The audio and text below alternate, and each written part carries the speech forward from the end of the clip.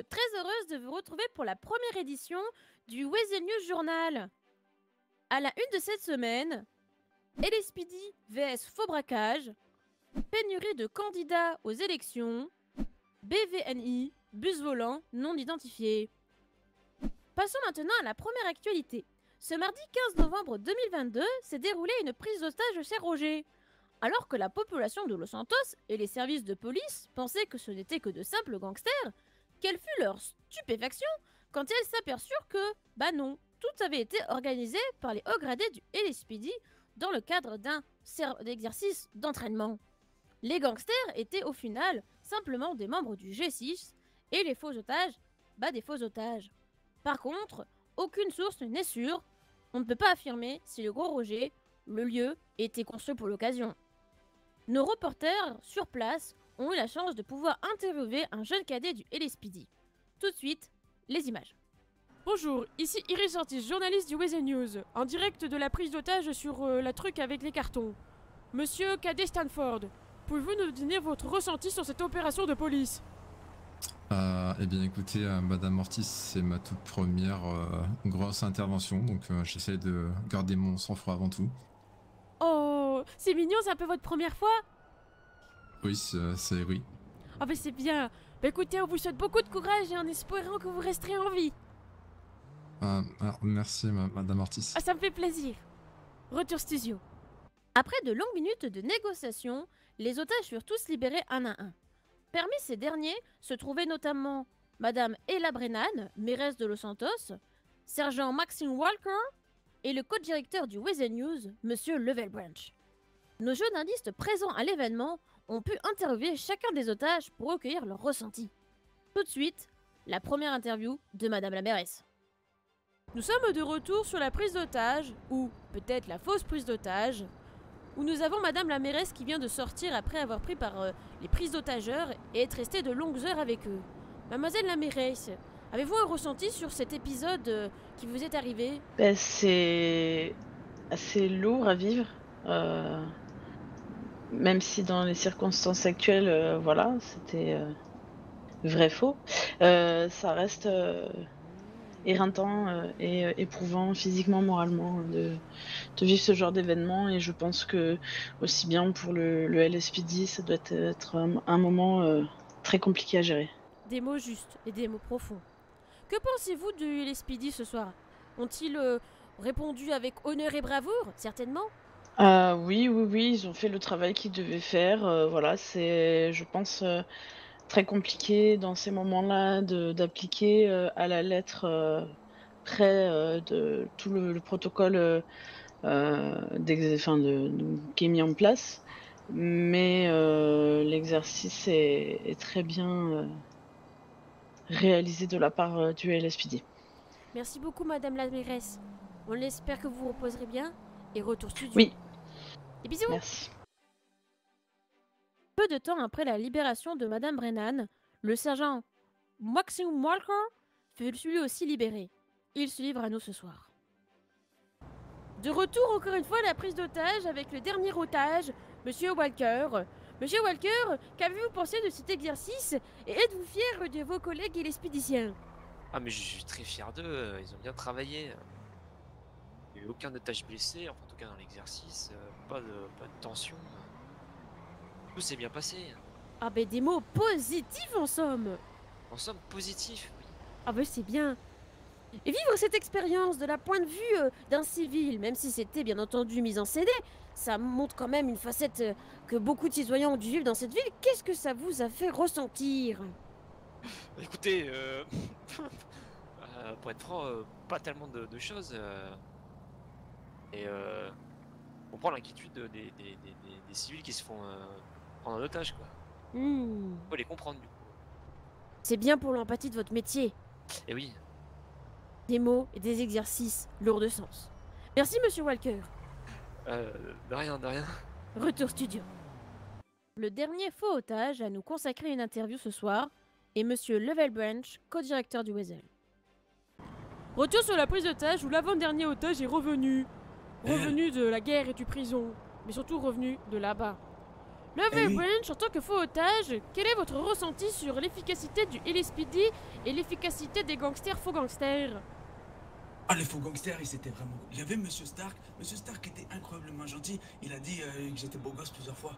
Et ça, c'était bien. Et sinon, pour ce qui est du LSPD, bon, ils ont géré, mais il y a quand même un moment où, si j'ai bien compris, un agent, il a sniffé de la coque sans faire exprès. Et en plus de ça, ben, ils m'ont négocié comme si j'étais un objet du souk. Du souk, Mais pouvez-nous sinon, donner un peu plus d'explications? Ah ben, le prix qui avait été négocié à la base, c'est pas le prix qui a été donné à la fin pour que je sois libéré. Moi, Peut-être j'entendais était-ce tout. une stratégie d'argumentation?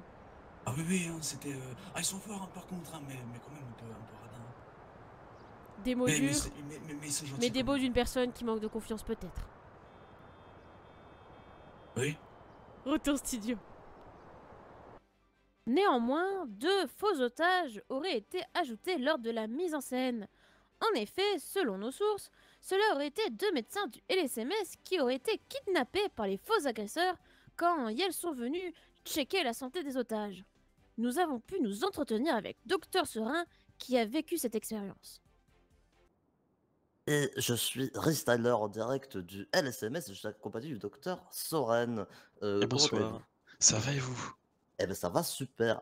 Concernant les événements de la semaine dernière et notamment la prise d'otages, vous avez fait partie des médecins qui ont pu assurer la sécurité des otages.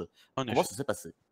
Bah, de notre côté, ça s'est bien passé malgré quelques petits couacs entre communication et les SMS qui, à n'en pas douter, on va être réglés sous peu. Mais somme toute, pour nous, ça s'est bien passé. Très bien, ça s'est bien passé, mais cependant, nous avons des sources proches du LSMS qui nous ont dit que une partie des médecins avaient été eux-mêmes pris en otage lors de l'événement. Qu'avez-vous, quel est votre avis sur cette situation pour le moins dramatique?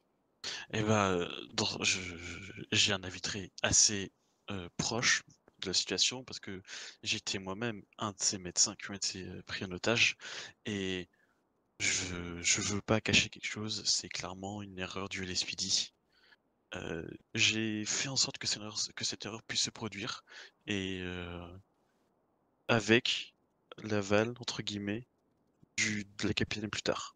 Êtes-vous en train de nous dire que le LSMS serait de mèche avec le LSPD sur la mascarade qu'a été cette affaire?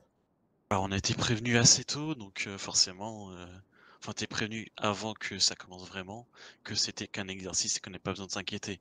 Donc forcément, si on pouvait entre guillemets «aider le SPD à mieux se former», on va prendre cette opportunité pour que toute la ville soit plus en sécurité. Mmh. Sur ces révélations dramatiques, nous vous remercions pour votre ressenti, votre retour sur cet événement Mais de et rien. nous vous souhaitons une très bonne soirée. Bonne soirée à vous aussi, au revoir. C'était Styler pour le Wizard News. À vous les studios. Malgré les quelques soucis du côté e-Speedy, l'exercice s'est dans l'ensemble très bien déroulé. Aucun blessé notifié et tous les otages sauvés. Mais que pensent les habitants de Los Santos de ce genre de pratique? Est-ce une bonne technique et le bon moyen de former nos policiers et policières? Nous sommes allés à la rencontre du sergent Petrova, policière du LSPD, pour avoir son ressenti quant à cet événement. Une interview de Rhys Taylor. Et bonsoir, je suis Rhys Taylor et je suis en compagnie de l'agent Petrova. Mademoiselle Petrova, vous avez assisté à la fausse prise d'otage organisée par vos supérieurs mardi dernier. Comment avez-vous vécu les faits? Comment dire? C'était très stressant parce que, du coup, j'étais en négociation. J'étais, en première ligne, si on peut dire ça comme ça, et c'était très stressant parce qu'on a juste reçu un message, sur notre messagerie nous disant que, madame la maire avait disparu. Donc, on a tout de suite, commencé les recherches et par hasard ou oui, par professionnalisme évidemment, on a réussi à la trouver dans un endroit top secret évidemment, exprès pour les entraînements. Euh, et, et on a tout de suite, on s'est tout de suite mis en place et on a commencé les négociations, etc. avec les les malfaiteurs. Très bien, merci pour votre réponse. Si vous deviez retenir les points positifs et négatifs de cet exercice, quels seraient-ils? Négatif, que c'était très stressant, que je suis pas forcément très forte pour négocier et que non. Mmh. Mmh. C'était stressant et oui et là je suis stressée. Mais sinon, ça s'était plutôt bien déroulé. On avait comment dire? On avait réussi à faire sortir tous les otages et voilà. Il y a pas eu de tir donc ça s'est très bien passé. Très bien, merci beaucoup pour votre réponse, franche et honnête, pleine de sincérité. Enfin, dernière question, vis-à-vis du contexte un peu particulier de l'exercice et notamment du fait que, c'était un exercice factice, mais que vous n'étiez pas au courant, que pensez-vous de la mise en œuvre de cet exercice? Et pensez-vous qu'il est judicieux pour vos supérieurs de faire des exercices impliquant des civils, dans l'entraînement? Bah, l'exercice a été très, très bien mené. Je sais que l'année dernière, il y a eu exactement le même type, d'exercice et que la capitaine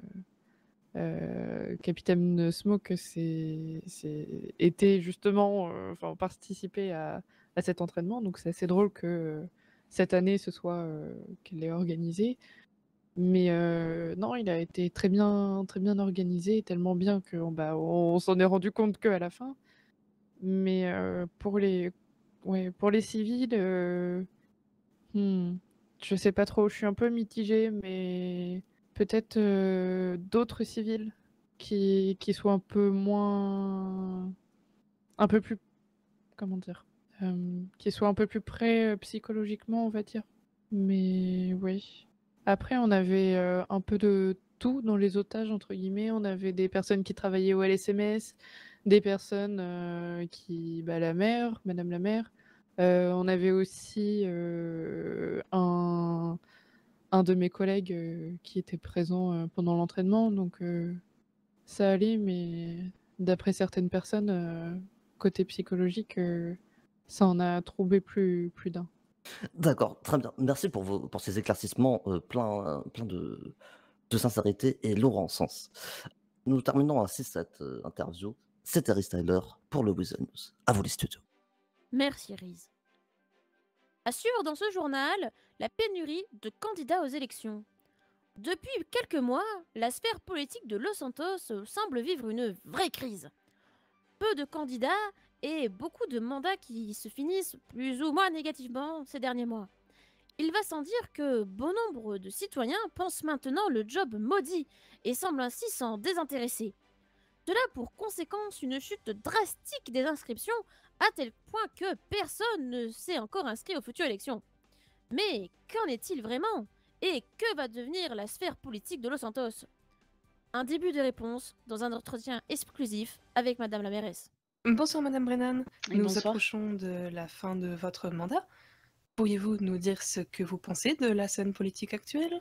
Eh bien, je suis un peu déçue de voir qu'il n'y a pas de vraie, bataille politique, pour, les élections.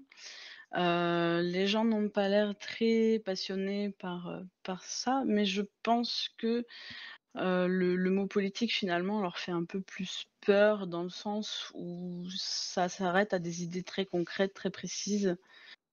Alors que je pense que vouloir changer des choses et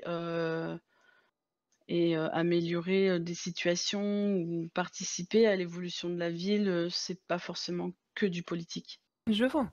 Vous n'êtes pas sans savoir qu'actuellement, nous n'avons aucune candidature pour le prochain mandat. Et oui, malheureusement oui. C'est, ouais, je suis triste d'apprendre cette nouvelle. J'espérais, que les élections précédentes auraient pu donner envie et montrer que, ça a de l'importance, mais finalement non, donc ça viendra peut-être, je garde espoir. Nous l'espérons tous. Eh bien, votre mandat se terminant très bientôt, avez-vous des plans, quelque chose de prévu? J'avoue que pour l'instant, prendre des vacances me ferait le plus grand bien, parce que je me suis beaucoup investie, dans mon travail, et j'ai passé beaucoup de temps ici à la mairie et c'est vrai que, pouvoir, finalement me balader en ville ou ailleurs et profiter, de mes proches et prendre un peu de bon temps, ça ne me ferait pas de mal, je pense. Bien sûr, un repos bien mérité. Oui et après on verra, où l'envie, me Vous mènera. mènera. Ouais, Bien sûr. Je vous remercie, Madame Brennan, d'avoir merci répondu à à ces vous. questions. Et une très bonne soirée à vous. Également, merci beaucoup. Passons tout de suite à la dernière news de ce... Ok, c'est bon, j'enchaîne. Passons tout de suite à la dernière news de ce journal. OVNI ou nouvelle technologie. Le 16 novembre 2022, une citoyenne de Los Santos, mademoiselle Marina Cross, a vu son taxi exploser à cause d'un bus volant. Tout de suite, les images. Bonsoir, nous sommes en présence de Marina Cross, taxi qui a vécu un drame ce soir. En effet, un taxi aurait explosé à cause d'un bus volant. Marina Cross, pouvez-vous m'expliquer un petit peu votre expérience? J'étais en train de déposer une cliente au niveau de l'Arcadia et d'un coup, il y a eu un minivan qui est arrivé, il a volé par-dessus moi, mais genre, poum, poum, poum, et il a rebondi plus loin après avoir tapé mon taxi, et il a fait... Et du coup, mon taxi il a commencé à s'enflammer, j'ai fait « Oh non, c'est une mauvaise situation, je ne vais pas finir en petite entrecôte grillée », et je suis partie en courant. Mais c'était très bizarre. Avez-vous peut-être vu la marque de ce bus? C'est un modèle qu'on voit très souvent, vraiment, c'est vraiment les espèces de minibus qu'on voit un peu partout en ville. N'avez-vous pas peur que ce soit des nouveaux concurrents en taxi, les bus volants? Ce serait terrible si ce serait le cas, il faudrait que j'en parle avec les patrons. C'est vraiment très intéressant. Merci pour votre réaction. Pas de soucis, un plaisir. Retour studio. Selon nos estimations, si les véhicules volants se développent en ville, cela aura un impact non quantifiable quant à nos habitudes de consommation. Plusieurs questions se posent-ils. Est-ce que le gouvernement nous cache-t-il quelque chose? Les bus volants vont-ils ruiner les taxis? Et est-ce que le Beniz est prêt à réparer ce nouveau type de véhicule? À découvrir, une interview pleine de questions au Beniz. Ici, journaliste Iris Ortiz pour l'affaire des bus volants non identifiés. Beaucoup de questions et peu de réponses. Mais surtout, que pense le Beniz de cette affaire? Vont-ils faire faillite? Vont-ils avoir de la concurrence? Ou surtout, nous sommes venus les interviewer. Monsieur et madame des membres du Beniz, que pensez-vous des bus volants non identifiés? Alors, je pense que c'est une affaire très intéressante. Et si je pourrais voir un moteur de ces bus volants non identifiés, je pourrais mettre un verdict. Voilà. Mais ne vous pensez-vous pas que c'est une attaque contre votre entreprise qui va peut-être faire faillite étant donné que vous êtes sur le sol et non dans les airs? On répare déjà des hélicoptères, on voit pas pourquoi on pourrait pas réparer des bus volants. Oui. Pourtant, aux dernières nouvelles, vous explosez aussi beaucoup avec. Hein? Avec Non, les hélicos ça arrive des fois, oui, mais pas essaye souvent. de faire au mieux. Donc pour vous, cela ne serait aucune concurrence. Pas Que du tout. pensez-vous potentiellement de l'hypothèse que le gouvernement essaye de créer des nouveaux ovnis pour conquérir l'espace avec des bus volants? Ça se tente, ça pourrait Ouais, être fun. ça se tente, mais après, est-ce que ça vole haut un bus volant? Bah s'il vole, il peut aller loin. Hein. Oui, mais est-ce que ça peut atteindre l'espace, quoi? Beaucoup de questions et beaucoup Mhm. d'interrogations. Petite question, petit humour, petit moment instant fun. Si vous pouviez avoir un bus volant, de quelle couleur serait-il? Violet. Jaune. Bah le bus magique. Imagine, on fait une stiale violette dans le bus volant. Mais non, mais le bus magique. C'est vrai que cette interview est magique. Merci beaucoup de vous avoir été... Merci. De Retour rien. studio. Ceci met fin à l'actualité principale de ce journal. Enchaînons avec la nouvelle rubrique Qu'est-ce qui se passe sur Twitter? Bon nombre d'internautes avides d'informations tweetent à longueur de journée, mais dans l'immensité de cette communication se trouvent plusieurs comptes parfois hors du commun. Pluie, soleil, orage. Ces perturbations atmosphériques sont en général dépourvues de paroles. Mais pas sur le Twitter, où ils discutent de la pluie et du beau temps toute la journée. PTDR. Mais que se cache-t-il derrière ces comptes d'utilisateurs? Et pourquoi s'amusent-ils à jouer le beau temps? Est-ce que c'est un message pro-écolo? Est-ce que c'est simplement de l'amusement? beaucoup de questions. Ce soir, nous avons la chance de recevoir sur le plateau les propriétaires de ces fameux comptes qui ont bien voulu nous accorder une interview. Ils se livrent à nous à visage caché. Et bonsoir à tous pour la rubrique de Qu'est-ce qui se passe sur Twitter. Aujourd'hui, nous interviewons un influenceur de renom. En effet, nous avons sur notre plateau Pluie. Bonsoir Pluie. Et bonsoir. Ah, je suis ravie de vous rencontrer également. Sans être trempé, si je puis dire. J'ai Et compris la également, blague. Oui. J'ai perdu Je suis le également stop-up. enchanté de vous rencontrer. Ah, mais merci. Ok, alors, première question qu'on se pose tous, hein, c'est pourquoi vous avez décidé d'incarner la pluie sur les réseaux sociaux? Au départ, c'était plus pour la blague. Je trouve ça marrant de faire un personnage de quelque chose qui est pas vivant, quoi. Et quand j'ai vu qu'il y a d'autres personnes qui m'ont suivi, bah, ça m'a donné envie de continuer. Vous voulez dire alors que vous étiez le premier à lancer cette mode d'incarner des phénomènes météorologiques? Bah, j'imagine. En tout cas, sur Los Santos, oui. Vous êtes un peu le précurseur, si je puis dire. Oui, on peut dire ça. Oui, on peut le dire. Donc il n'y a aucun message concernant l'écologie ou tutti quanti, ou même le cycle lunaire, ma foi, fort intriguant de Los Santos? Bah, au tout départ, c'était pas pour ça, mais après, oui, je pourrais utiliser mon influence pour faire passer des messages écologiques, c'est important. C'est vrai que c'est important. Sauvons les baleines. Lui, j'ai une question qui me taraude d'esprit depuis tout à l'heure. Oui. Que pensez-vous du PPP, le permis de port de parapluie? Moi, je suis pas trop pour les parapluies, hein. Disons que ça entache un peu tout mon travail. Littéralement. Mais vous préférez que les gens tombent malades face à la pluie? C'est quand même délétère. Bah, après, les gens ne tombent pas forcément malades à cause de moi, hein. C'est plus qu'en général, on tombe malade quand il pleut souvent, mais c'est parce que c'est la saison qui fait ça. Après, à Los Santos, c'est vrai qu'il pleut beaucoup. Mais puis, j'ai une question. Oui. Et ça va peut-être briser des cœurs, mais dans certainement quelques semaines, vous risquez de nous abandonner. Parce que la neige va arriver. Oui, bah c'est vrai que le climat à Los Santos fait qu'il va bientôt beaucoup neiger, je pense. Et parce que c'est un climat très froid qui arrive en hiver, mais c'est sans problème que je laisse ma place à la neige. Oh, c'est mignon. Vous vous connaissez bien? Pas trop, non.